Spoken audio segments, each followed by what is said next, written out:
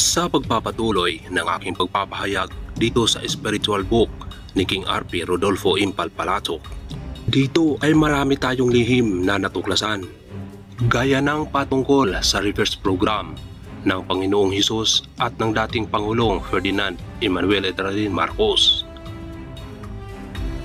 Mga kapatid, welcome sa episode 2 ng series na ito. Dito ay aking ihahayag at tatalakayin sa inyo ang patungkol sa dalawang magkaibang disenyo ng mga logo ng sagisag ng Pangulo ng ating bansang Pilipinas. Bakit kaya magkaiba at ano ang tinataglay ng bawat isa sa kanila? Sa usaping ito mga kapatid, aking hinihingi sa inyo na ating lawakan ang ating mga pangunawa. Huwag limitahan ang kaisipan at sumuri ng mabuti. Halika kapatid at atin ang umpisahan. 777 One Star Corps appointed Kingdom of Marliga presents. Disclaimer: ang content na ito ay base lamang sa aming pananaliksik na naaayon sa nakasulat sa banal na aklat. Walang intensyong manira at manakot ng sinuman, bagkus ay nagbubukas ng mga kaisipang nadidiliman at naghahanap ng katotohanan. Malaya po ang lahat na magpahayag. Sa usaping ito mga kapatid, tayo ay nakabase sa mga nakasulat sa banal na Biblia. Sapagkat ang banal na Biblia ang siyang nagsisilbi nating gabay sa paglakad natin sa ating mga buhay. Ito ang dalawang magkaibang disenyo ng logo ng sagisag ng Pangulo ng bansang Pilipinas. Sa biglang tingin ay halos wala namang kakaiba. Subalit kung samahan natin ng matinding pagsusuri, meron tayong makikita na malaking kaibahan.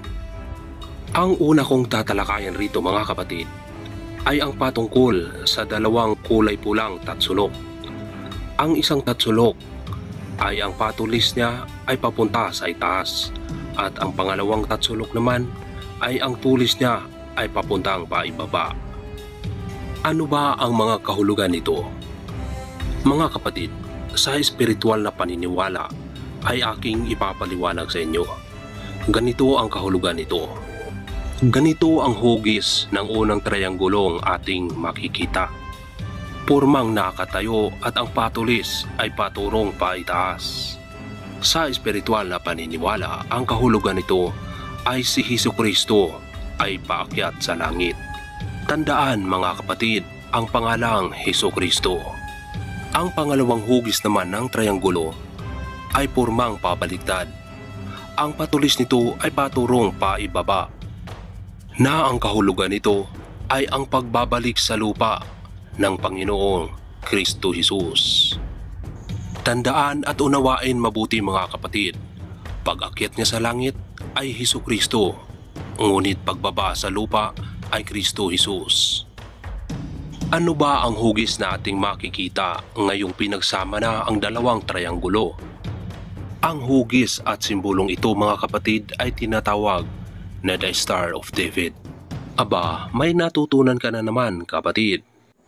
Ito pa sa spiritual book ni King RP Rodolfo Impalpalatok, atin rin makikita ang simbolong ito mga kapatid. Heto. Ayan, nakita nyo ba mga kapatid ang simbolo? At sa loob nito ay mayroon pang agila. Ang simbolong ito ay tinatawag na tala sa umaga o ang morning star. Ayun, may napulot na naman kayong bagong kaalaman mga kapatid. Itutuloy natin. Ang kasunod ko namang tatalakayin sa inyo mga kapatid, itong patungkol sa dalawang nilalang na ating makikita sa mga tatsulok. Ang isang nilalang na ating makikita ay may anyong kahawig ng isang dragon, isang hayop na katulad ng isang leopardo. Ang kanyang mga paa ay gaya ng sa oso at ang kanyang mga bibig ay gaya ng sa leon. At ang isa naman ay anyong agila. Ano kaya ang ibig sabihin ng mga anyong nilalang na ito? Ano ang simbolo at ang mga kapangyarihan nito? Ang mga kasagutan nito, mga kapatid, ay ating malalaman lamang sa banal na kasulatan o sa banal na Biblia. Kagimbal-gimbal at kakilakilabot ang ating matuklasan rito, mga kapatid. Halika at ating alamin. Pahayag 12:9. At inihagis ang malaking dragon, ang matandang ahas, ang tinatawag na Diablo at Satanas, ang dumadaya sa buong sanglibutan. Siya'y inihagis sa lupa at ang kaniyang mga anghel ay inihagis na kasama niya. Pahayag 13:2. At ang hayop na aking nakita ay katulad ng isang leopardo, at ang kanyang mga paa ay gaya ng sauso, at ang kanyang mga bibig ay gaya ng bibig ng leon, at ibinigay sa kanya ng dragon ang kanyang kapangyarihan at ang kanyang luklukan at dakilang kapamahalaan. Aba, kapatid, kakilakilabot nga ang simbolong ito. Alam kaya ito ng mga pangulo? O di kaya'y tayong lahat ay walang kamalay-malay na matagal na pala tayong nasa ilalim ng kapangyarihan ng malaking dragon, ang matandang ahas, ang tinatawag na Diablo at Satanas. At narito naman ang isang logo na may simbolong anyong agila. Deuteronomio 28:49. Magdadala ang Panginoon ng isang bansang laban sa iyo mula sa malayo, mula sa katapusan ng lupa, na gaya ng lumilipad ang agila, isang bansang ang wika'y hindi mo nababatid. Ayun, ang wika'y hindi nababatid. Kaya pala ang dami-dami nating dialekto rito sa buong Pilipinas. So ayun mga kapatid, atin na bang nalaman ngayon kung ano ang mga kahulugan ng mga anyo ng nilalang na ating makikita sa logo ng sagisag ng Pangulo ng Pilipinas? At sa susunod na salaysay mga kapatid, ay aking tatalakayin sa inyo kung sino-sino ang mga pangulo na gumamit ng mga sagisag na ito. Unahin na natin ang ating dating Pangulong Ferdinand Emmanuel Edralin Marcos.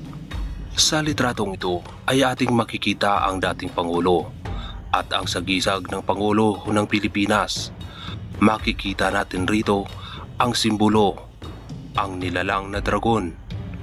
Alam nyo ba mga kapatid, noong nalaman ng dating Pangulo ang malalim at kakilakilabot na kahulugan nito, ito ay kanyang pinalitan sapagkat ayaw niyang mapasa ilalim ng kapangyarihan ng dragon.